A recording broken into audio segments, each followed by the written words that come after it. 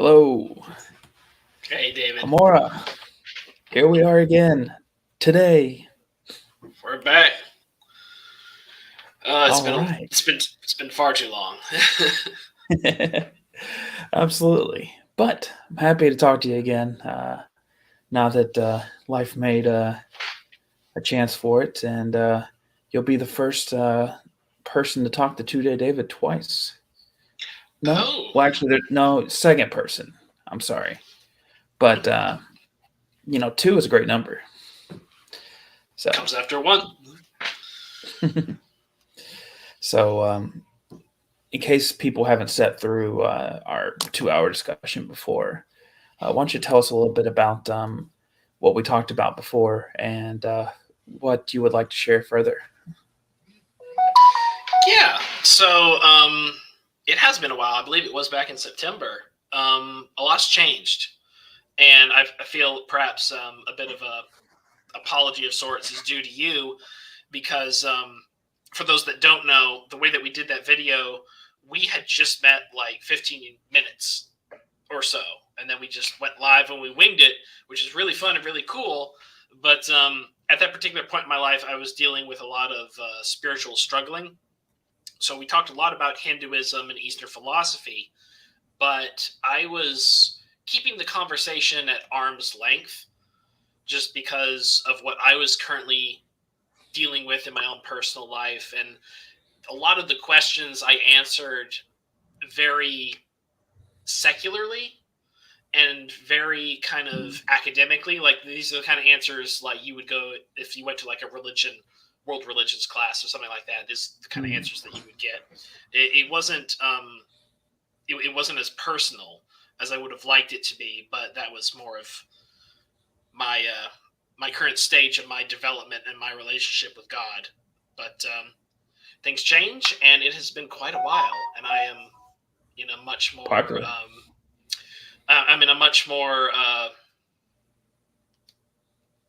don't know the word, just a giving, a more generous mood. I'm more steadfast also in what I believe and what I know to be true. So it's Awesome. going to be fun. Yeah. Yeah. It's honestly, I think you gave me a lot for only knowing me 15 minutes last time. I mean, I'm grateful. Uh, so I'm excited to hear more about what you've been saying there.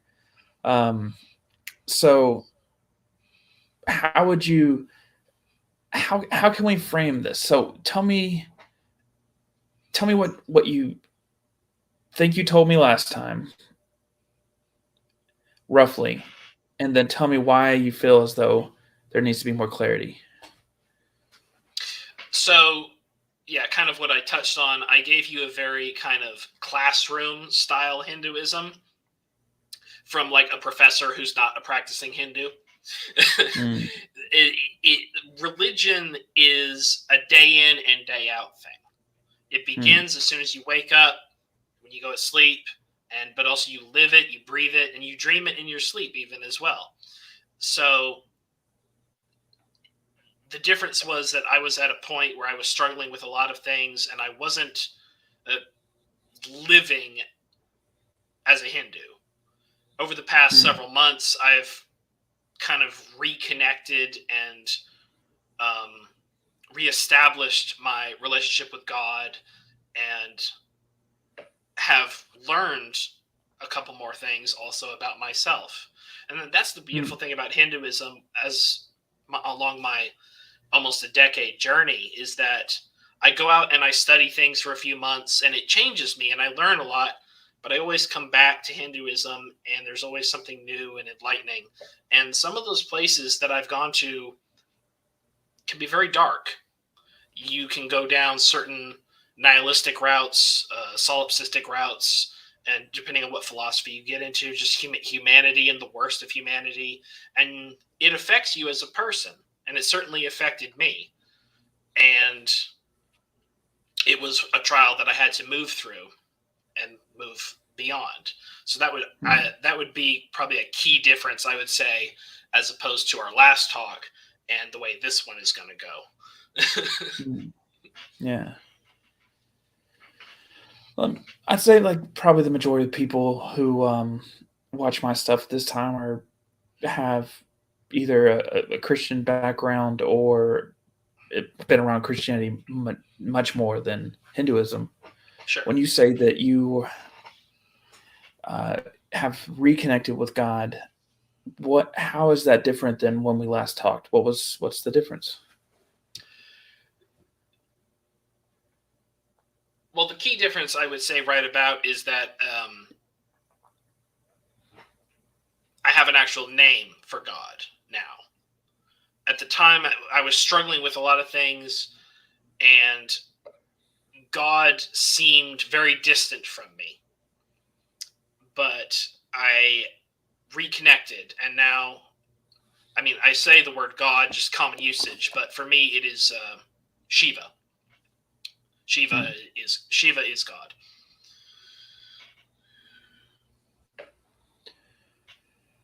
And so many places I kind of want to ask about that.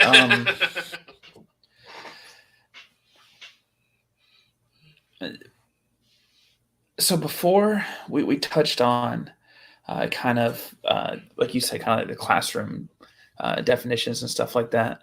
Mhm. Um, can you tell me how how God is more confirmed to be Shiva versus the other gods out there, the other descriptions of God out there? Like how do you come to that conclusion? Right. So in Hinduism, there is a plurification of God.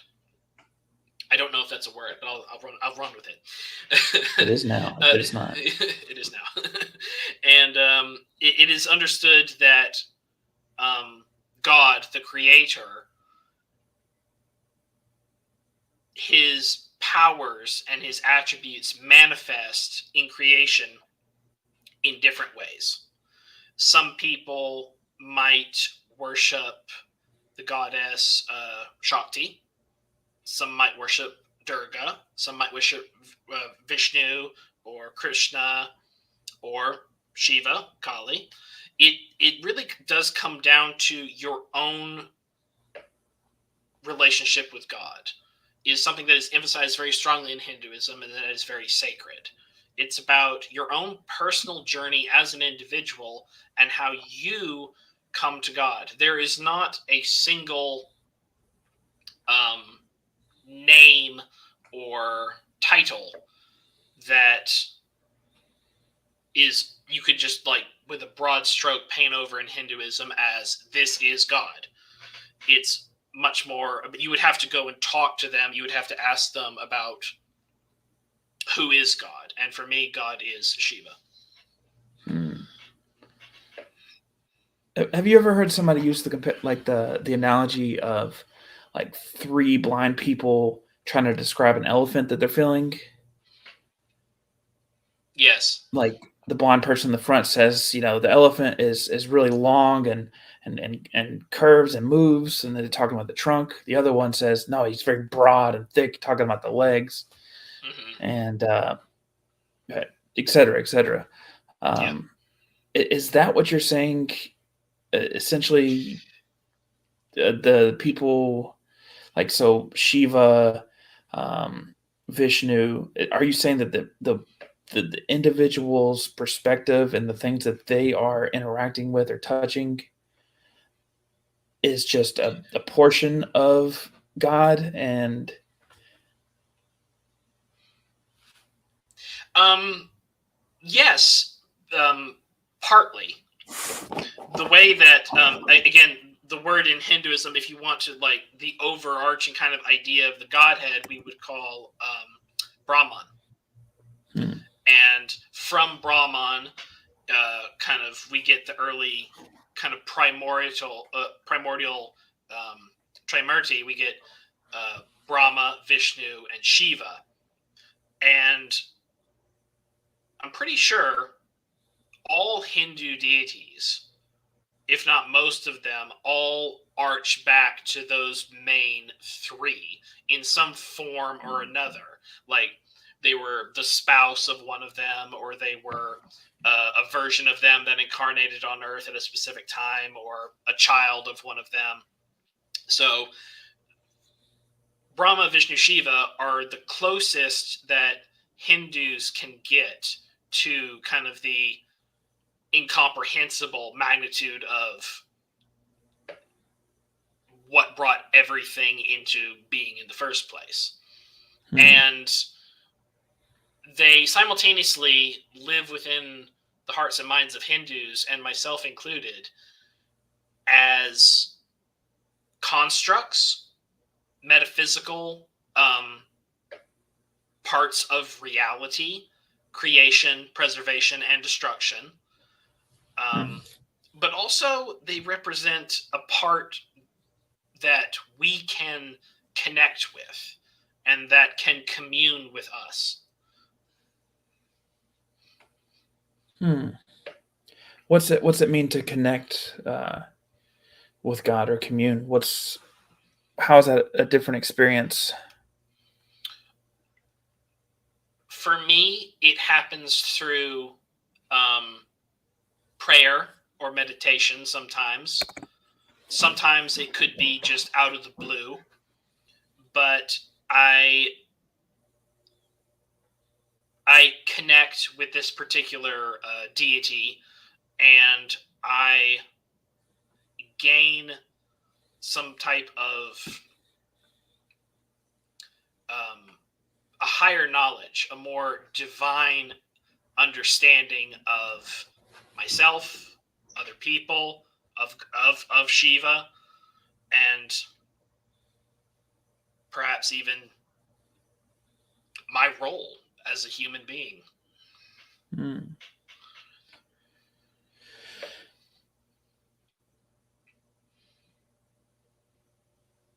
Can you tell me about that experience? I mean, people talk about meditating, and people talk about this reflection and finding value and meaning.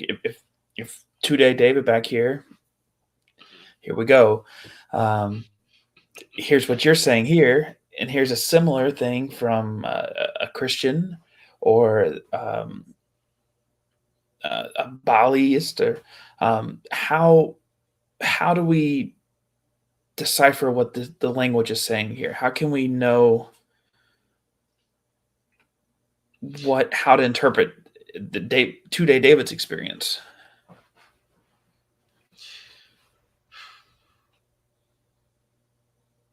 So, a relationship with God is going to be something sacred that only the individual is going to be truly privy to.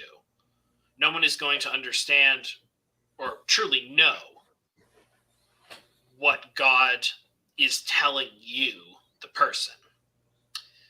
The first step is to actually try.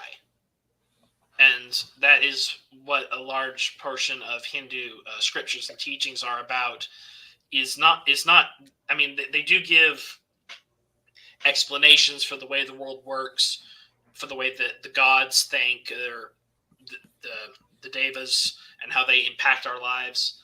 But you have to go out and actually test these things. It's not enough. There are those who just read the scriptures are kind of scolded, and also in the scriptures in some parts. Like, it's not enough to just take in other people's experience. You have to go out and connect with God yourself. So I would not give David any particular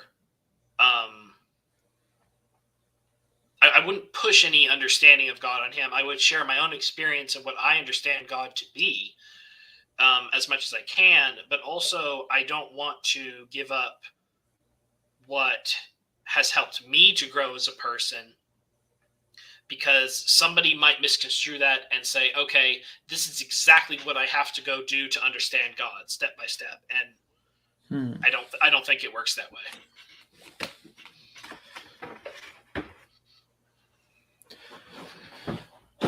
Hmm. You said that. Wow, it got real bright on me. You said that David needs to go test uh, test for himself. How does he test? What should he do? So the first part would be to study, to understand the history and the language, some of the key Sanskrit words that don't translate into English and what they're actually talking about. Reading Hmm. kind of the scriptures, the Upanishads, and the Bhagavad Gita, and then go out in the world and see if what you've read and what you've understood from them is reflected in any way, and the things that they say about the nature of God and the nature of ourselves, even think about them, put them to the test, and see what happens. Hmm. Do you think there will be?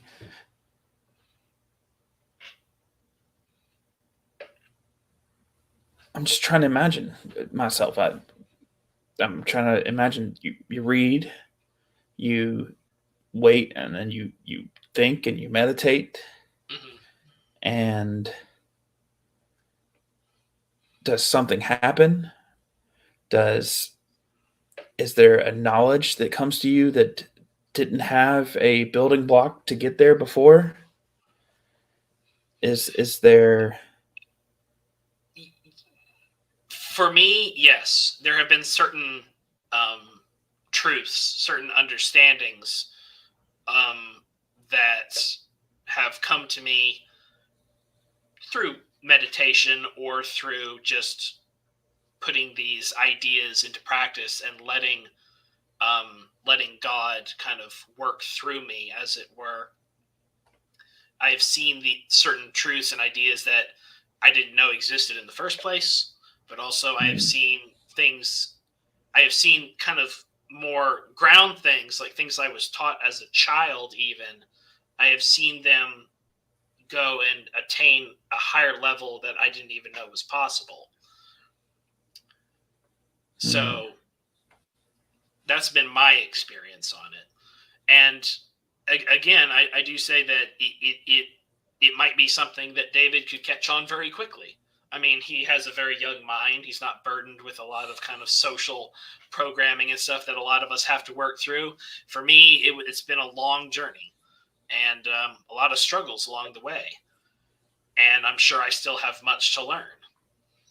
Hmm.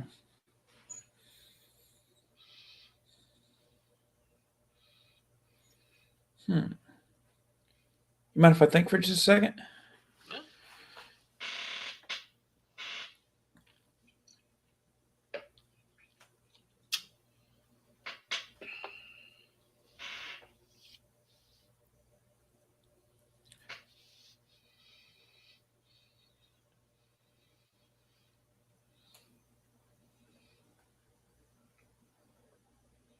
Hmm.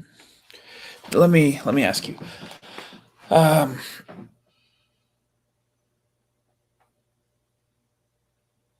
if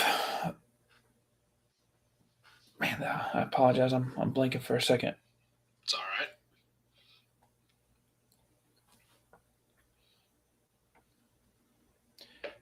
If you found out that the knowledge that you figured out was just you figured it out.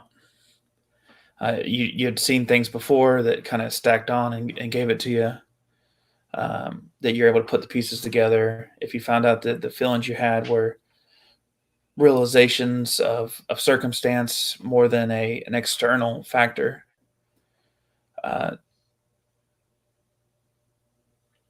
would you still have a way to find yourself to Hinduism and Shiva?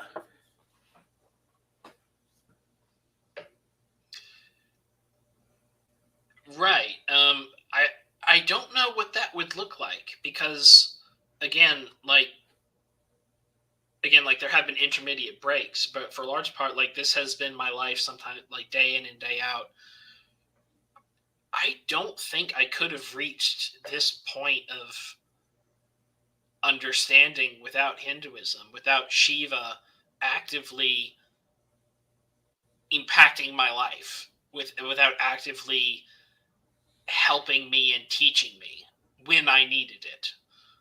Hmm.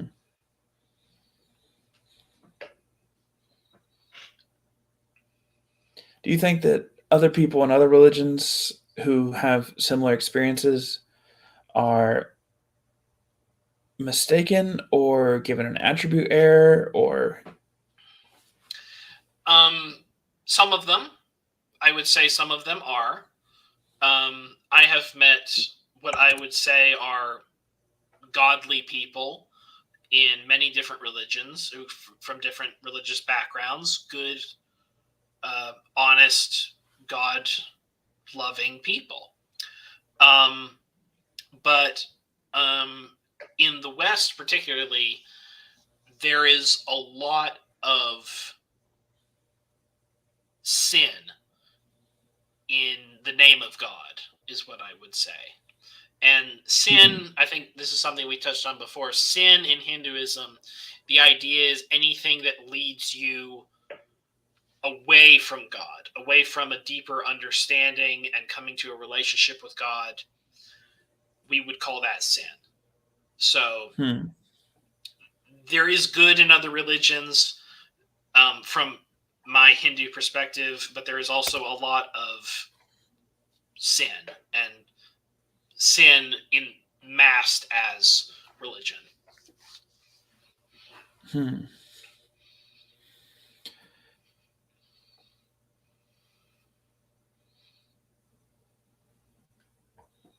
Do you think so?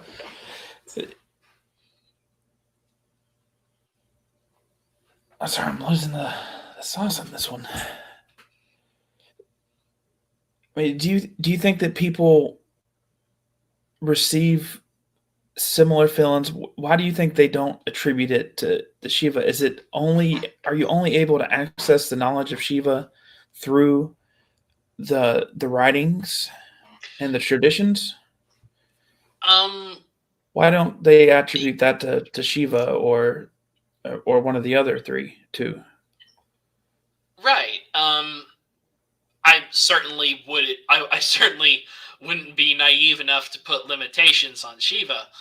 Um, I suppose, yeah, it is possible someone could have some type of a revelation and not attribute it to Shiva because they might be ignorant of its source, of where it's coming from.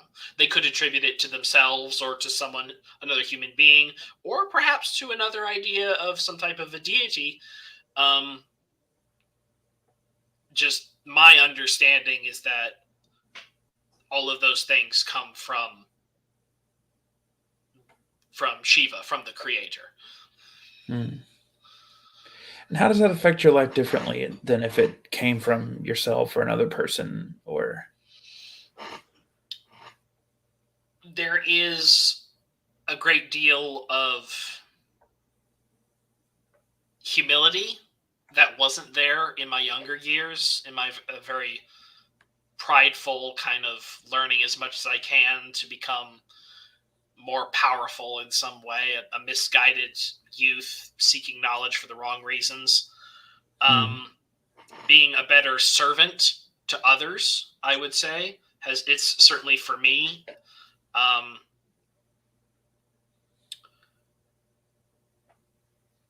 so those would be the big two, I would think. Yeah. Hmm.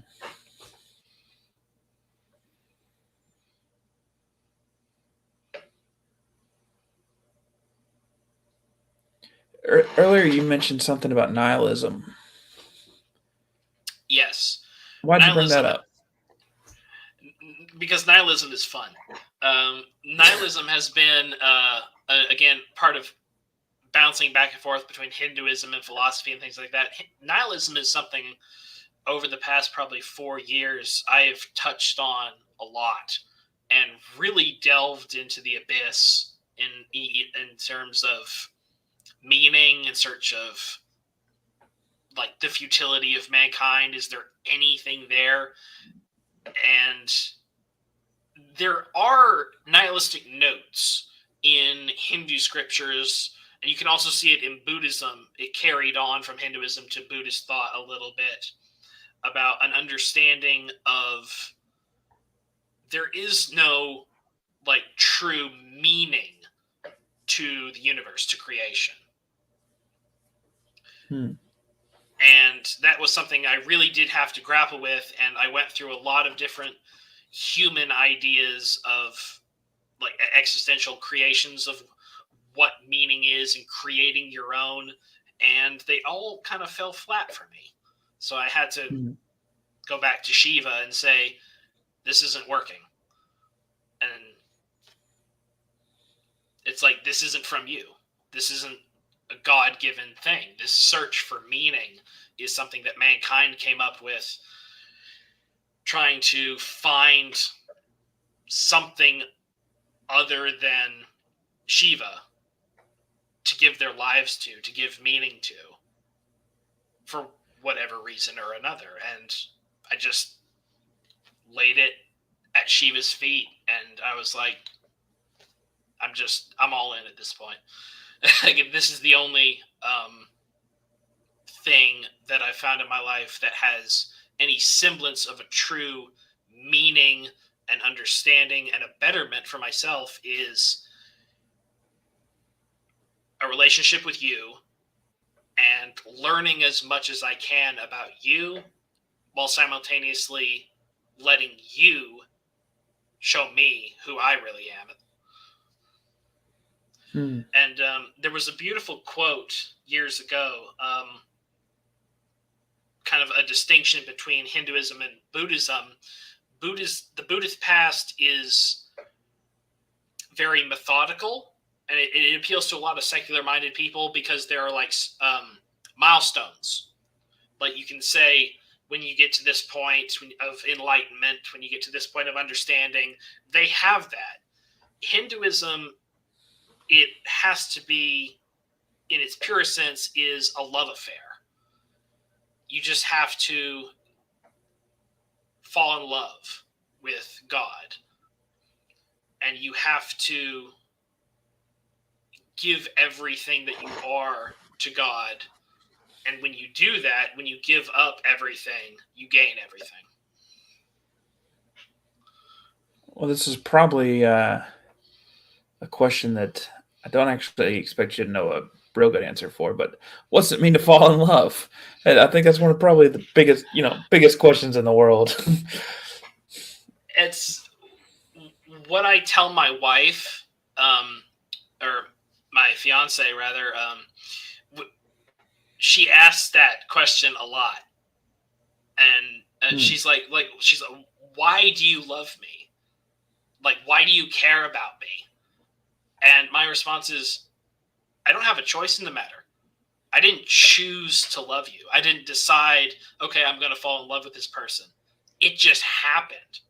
It was outside my control completely. And there was no logical thought process to it. And similarly, I think that's, but also my understanding of Hinduism was helped also by her, by falling in love and realizing that that's what a relationship with God is. You can't force it. You can't logic into it. It's just going to happen. And it's beyond your control at that point.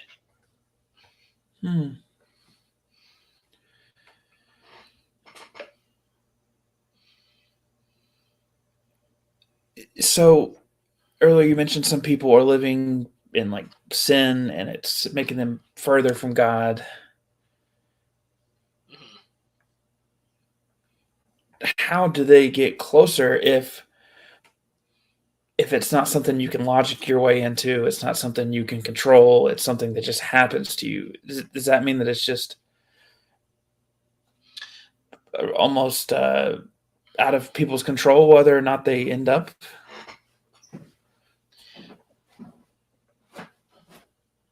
Right. And in terms of kind of the falling in love with God, the way I described it, I'm not saying again like that's not for everybody. I don't know where a person is on their spiritual journey with God. They might live their whole life, and that might not happen.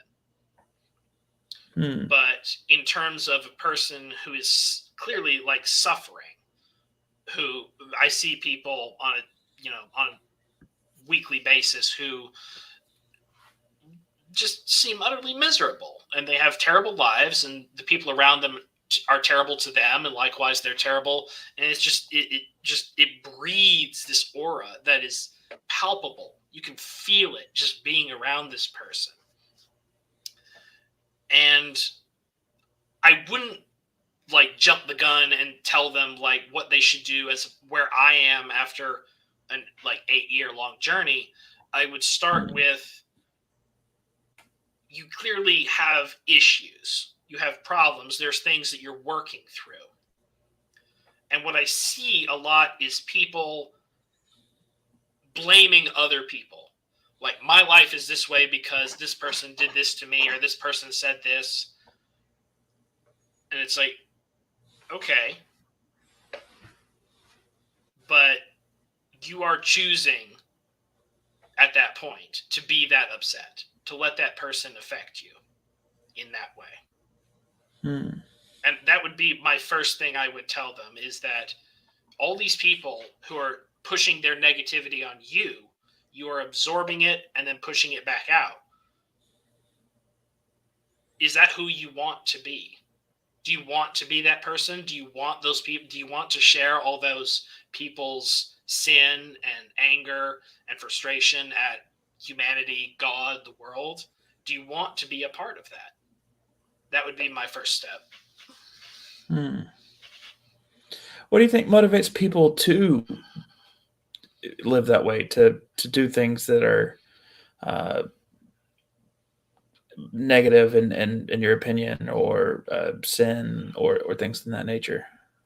Why would somebody even consider it?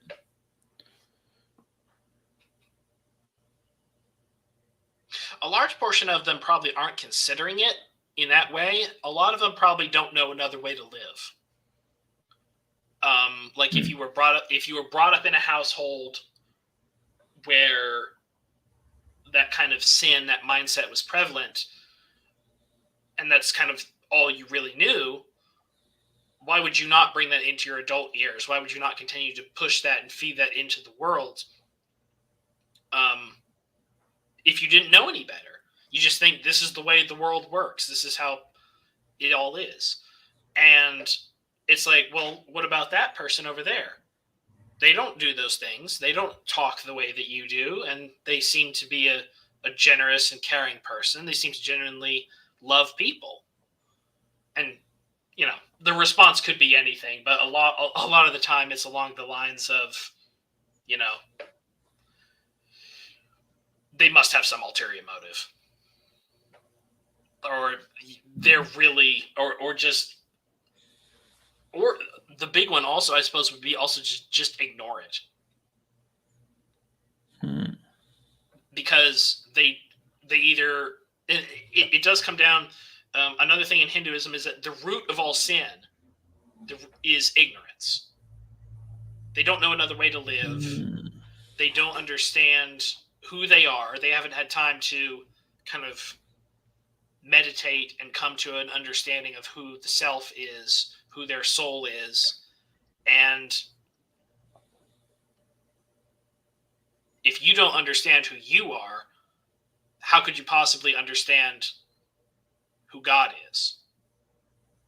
So the first step, again, also what I had to go through, was self-healing and self-development and education. I feel like I should have asked this a while back, but what is sin in Hinduism?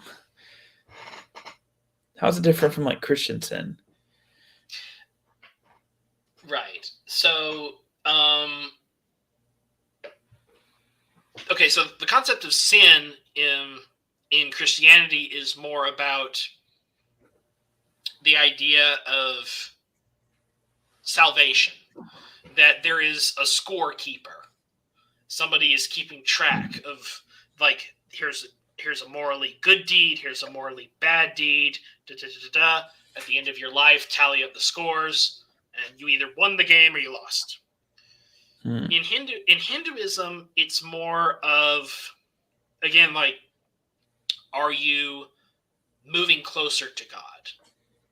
Are you having a relationship with God? Are you learning? Are you gaining knowledge and perhaps one day even enlightenment or revelation from God, as opposed to not doing any of that, not needing God, and doing actions and harm to yourself and others that push you away from God? And in Hinduism, there are ideas of heavens and hells, or kind of alternate realms, but none of them are seen as eternal. Kind of ties into the idea of reincarnation in Hinduism, that if a soul is experiencing a lot of pain in their life and they don't heal, then they might go to one of these specific other areas when they die, and then they'll be brought back in some manner to Earth to have another chance to attain that better understanding. Do you feel as though you are a second chance, or a third, fourth, fifth, 17th, 1 millionth? Oh, yeah. Who's to say at that point? I'm very grateful, certainly, for the amount of knowledge I've had to gain in my few years on this planet already. I don't know where I'm at in terms of my kind of true, deeper relationship with God. You just reminded me of a funny joke. Like, there's two people, they meet, and one of them says, I'm a born again Christian," and the other one goes, "Oh, well, I'm a born again and again and again and again and again and again Hindu." Oh, that's good corniness. I love it. Yeah. Hey. So you no longer feel as though nihilism is the case. And how do you define nihilism? Sure. So I think it was Friedrich Nietzsche who, kind of, his approach to nihilism was a transitional period. It's not like a permanent philosophy that you live your life by. It is something to be overcome. And again, there have been many months of my life where I just delved into it and really, really got into it, but I did come to a conclusion where I could move on. And I would agree with him that it is a transitional period. And you might reach a point of optimistic nihilism, is a term that's cropped up in the last decade or two or something like that. Kind of absurdism, that there's no meaning, but there is beauty to the world, and there is love and things like that. That's closer to Hinduism than the alternative, which is existentialism, which is simplistically put, there's no meaning, so let's make one. And I've never cared for that because I've just poked holes in a lot of the meanings that people created, and it falls flat for me.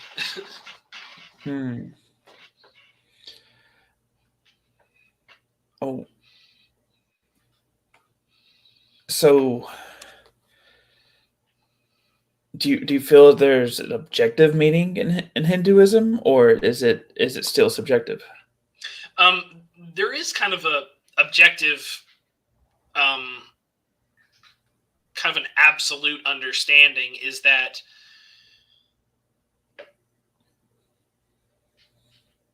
an understanding of God is the closest that we get. Um, if you wanted to ascribe a meaning, is that having a relationship with God and God communing with you and sharing knowledge, you learning what God is and God learning what a human being is, and that kind of that in between, um, Mm. to attain and get to a point of enlightenment. And in there's the concept of um, moksha. Moksha being where you attain a certain level of understanding of God to where you leave your humanity behind and you don't get reincarnated. You don't come back to any particular realm of creation. You just go directly to God. Hmm. Is that like? I mean, if you don't have any humanity and you can't, do you still have like free will? Can you choose otherwise, or do you just kind of stop experiencing suffering? So it's kind of a bliss. Yeah. Um, a lot of the Hindu scriptures are more deterministic, I would say. Just that the way that the laws of creation are set up and the way things work. Um, I mean, of course, like we have what we would consider kind of the casual free will. Like we can choose Mm. to meditate, we can choose to pray to God and perhaps learn something, gain something, or we cannot. But Hmm. in kind of the overbranching scheme of creation in the eyes of God, I mean, it's all happening and it has already happened. Hmm. Something Krishna mentioned in the Bhagavad Gita, I think. Yeah. Is that the story about something's web? I think I heard. Um, Infinite regress. Uh, which one do you lean towards? Which one? What? In what sense? Do you lean more towards that people are free to choose, or do you lean more to the cogs are in motion? I mean, there's the Right. In terms of the human experience, yes, I do tend to buy into uh, the karmic side of things, where everything that you have done since the day you were born is a causal chain that has led you to this moment, and it will continue to kind of dictate your path in a way, and also determining your relationship with God in this particular life and the way that it's happening. There's that line in the Matrix. The Oracle says it is that you didn't come here to make the choice. You've already made it. The reason that you're here is to understand why you made it. hmm, hmm.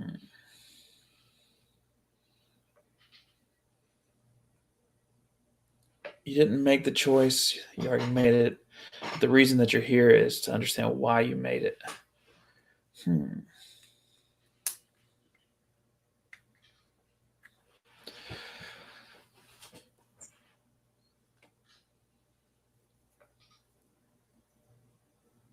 That's interesting. Yeah, but aren't you also making more choices like in that very moment, like choosing to learn why? Like, is are we making a million avatars of ourselves in another simulation who deals with the consequences of me touching this, deals with the consequence of me picking this up, deals. It might appear that way in the moment, I would certainly say. But again, it's about the understanding. Like you might not understand why you just did that in the moment, But who's to say, years down the line when you think about it, maybe you do. Or maybe in a few minutes you'll understand why you did that. Hmm.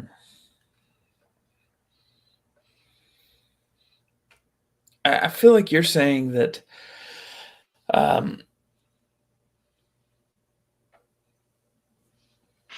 we we have free will in the moment, but when we look back, we can see the motivations, and since we can understand the motivations, we kind of don't have free will. It's like we just have the experience of the choice, but not the we're not really making the choice, so to speak. Right. We're bound to Yeah. the environment, the physical limitations of our body, the memories, the language that we have to process it in. The Yeah. uh, Life in its essence is fluid. It's a flowing river. And people trying to like plant a rock in it or to build a dam and to like I have control of my life and like mental blocks. But what they don't realize is that it's always going. Your mind, your life, it's constantly going, and you can get caught up in some idea, a memory, and you can fixate on it. And it's like trying to hold on to a rock in a flowing river is like it's gonna wear you out like after a while. mm, yeah. So does that kind of give you a lot of like incentive to let go of regrets? And does it make? I mean, would you still change anything about your life up before this point? Maybe not enlightened, and that's hard Yeah, to say it's that completely, but regrets is one of the difficult things I've struggled with truly letting go and giving up to God. But kind of again, the nihilistic notion is like, what does it really matter? The only person mm, it's affecting is you. Whatever it mm, was, like those people, they might have even forgot about it. They probably don't even. You might be the last person on the planet actually remembering and focusing on whatever it was. mm, And if you can answer the question, why are you fixating on it? Why are you regretting this moment? And for me, again, just understanding that a lot of that is just social climate and upbringing. That's how we're trained to think. So trying to unprogram your brain a little bit. so what do you think instead?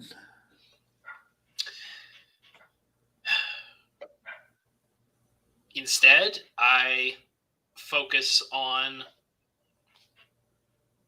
something more permanent.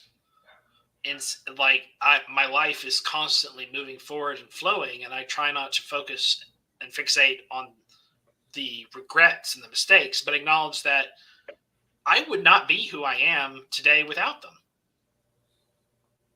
And simultaneously, my relationship with God would not be at its current state without them. So I am exactly where I need to be. So why worry Mm, about it? yeah,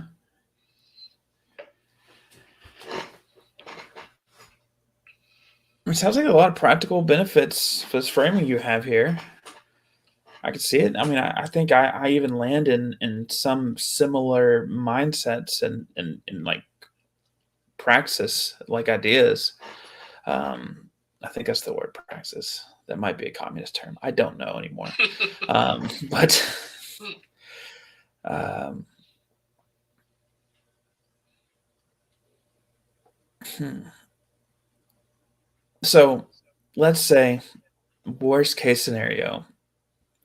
I never come to the conclusion that Shiva is the true God, or like, and that I should be trying to go towards Shiva. What would be other aspects of this belief that you think would be so important that I should still consider it?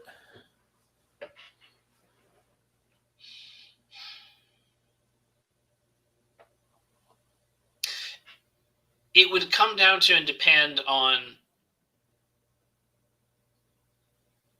again, like your individuality is so important. Do you even want a relationship with God? Do you want a better understanding of Shiva and the things that Shiva can share with you? Or are there other things you want from life? Are there other goals or ideas that you want to accomplish? It's not for me to say um, what God has planned for an individual who isn't interested in God. Hmm. I mean, we were just saying earlier that everybody's kind of a victim of circumstance in a lot of ways. I mean, or people are built upon the circumstances they were around, their environment, their body, their brain, the Mm-hmm. language they were given, Yeah. um, the memories, the experiences, yada yada.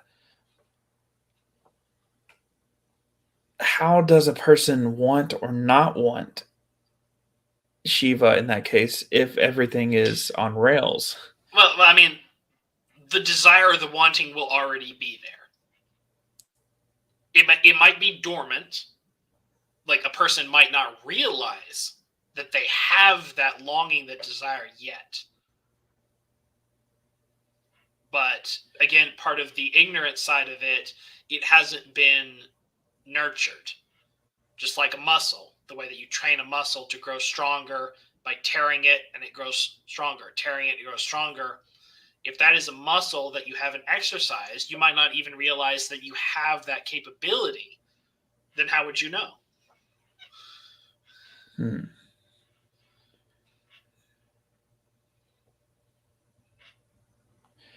What I'm what I'm the place that I'm stuck on is it feels like what it's describing is uh, people like something started, the world started, people came into being, and then there's some divine theater as well of interactions of gods of some of sort or God interacting with themselves, um, and then everything started. At first domino fell, and everybody is exists because of the things that brought them to that point. Their memories, their body, their parents, yada yada yada. Mm-hmm. Um, and some people figure out the good things, and some people don't, and they continue to experience suffering. And then that can recycle and reincarnate into more suffering until it's figured out.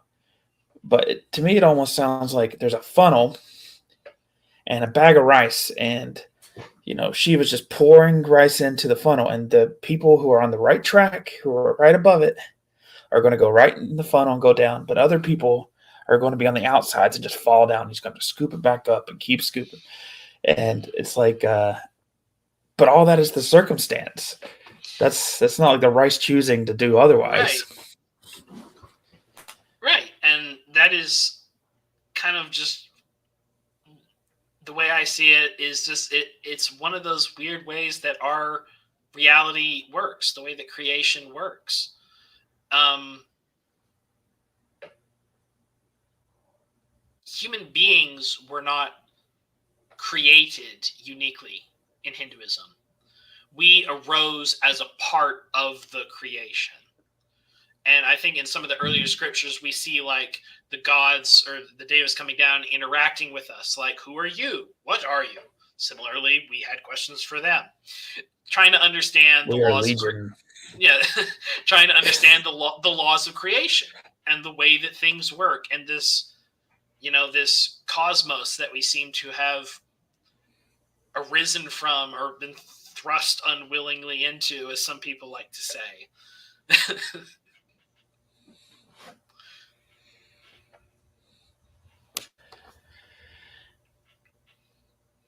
It's fascinating. I mean, this seems like an interesting framing of reality.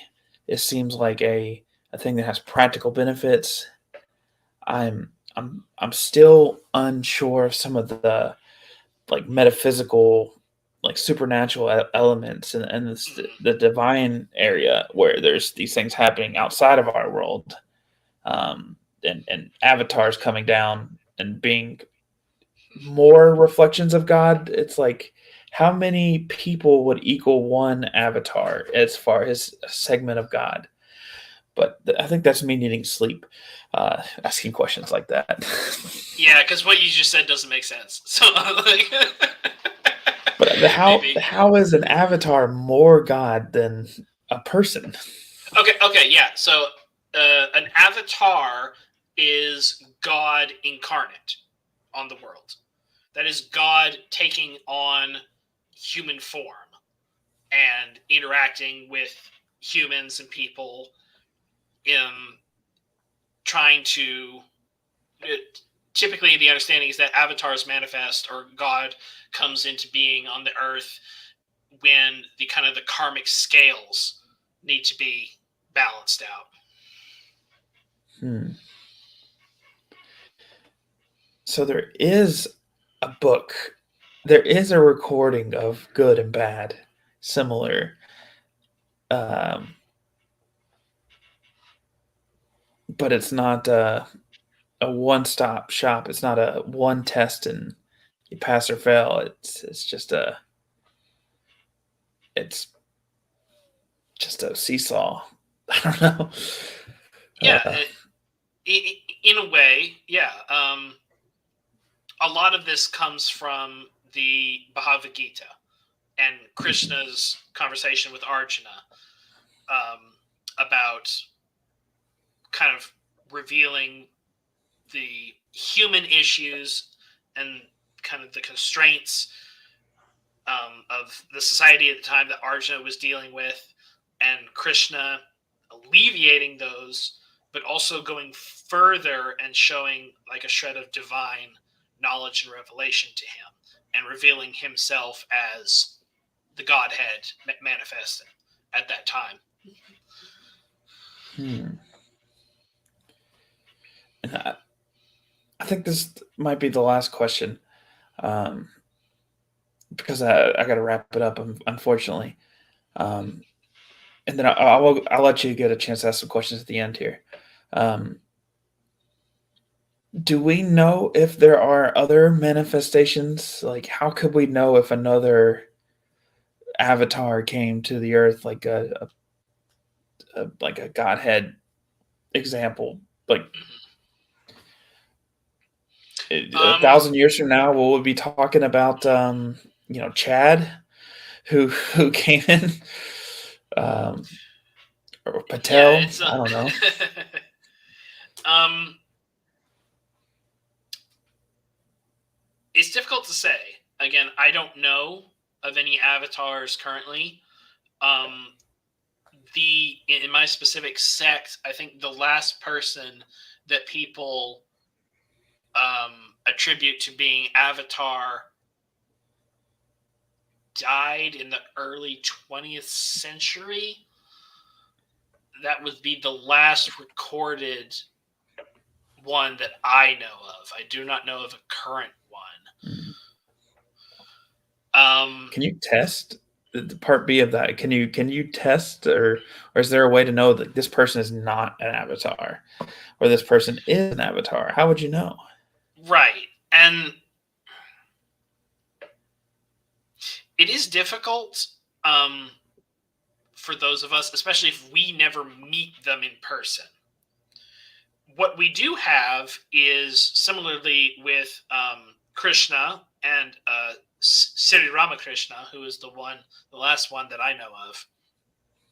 We have the accounts of people, secondhand accounts about how they lived, what they said, what they taught, but also their influence on people, the way that they affected people, and how their message or what they shared with them or what the person learned about themselves just from being around them in the first place. Hmm. Yeah, I'm hoping. I don't know if I don't want to get to avatar status, but I'm hoping that there is like a. Me personally, I do hope that they talk about me like that a little bit. I do care about that. That'd be nice. It's I like would this be guy might have been an avatar. I mean, yeah. he probably like made fun of too many things, and he didn't charge his camera batteries enough, and but It's yeah. It's funny. It's like I've reached a point where it's like the complete opposite. It was like I would be completely content being forgotten, but there's too many people who I've touched and influenced already. I think in my life, so that's not likely. yeah, I love it. Well, hey, you got any questions for me about any of this or anything? Or I'm an open book. Yeah. Well, it's been a while since we kind of delved into Hinduism, and this time we did go significantly deeper. During kind of our in between time, did you have a chance to do any research of your own or look up any of the things that we had talked about initially? I did a little bit of research and then I got distracted and my brain didn't bring me back to that point. I'll be completely honest. Um, and I was so excited to eventually talk to you about it again. I just was like, oh, that's what I'm doing. I'm going to learn more about Hinduism next time I talk to Hermorah. But then it ended up being 4 months or something. Uh, life does that Yeah, sometimes. it does. Sometimes you get swept up in it, and that's not a bad thing. Just as long as you can kind of come back and recenter yourself every now and again. Yeah. Yeah. I've been trying to consider doing something like grounding or meditation. I have trouble sitting still, sitting in silence type of thing. Hmm. And because of that, I tend to not live in a full picture, more of a reactive in the moment thing, which has its perks and benefits, but I'm trying to learn how to slow down a little bit. Sure. Yeah. Let's see.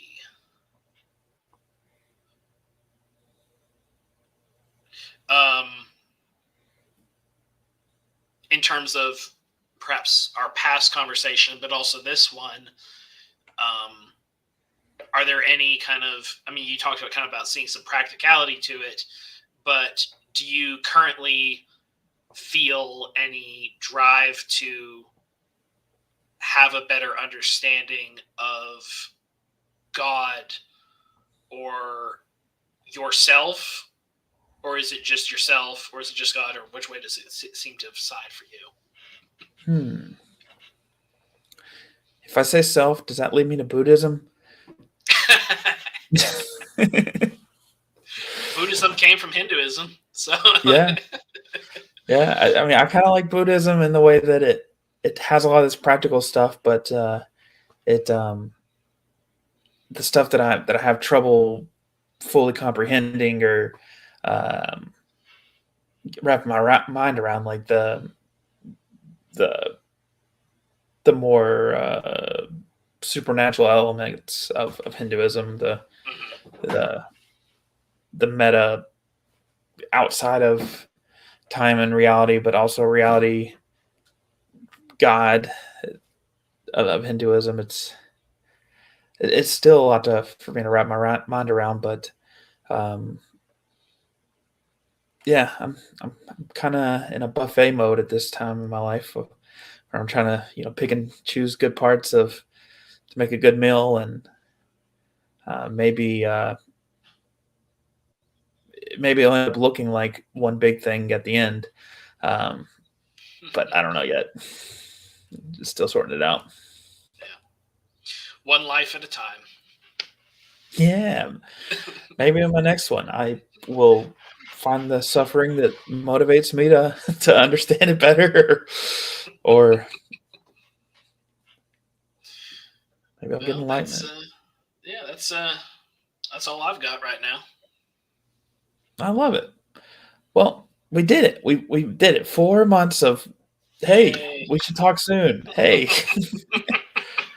uh, we made it happen, and I really enjoyed the conversation.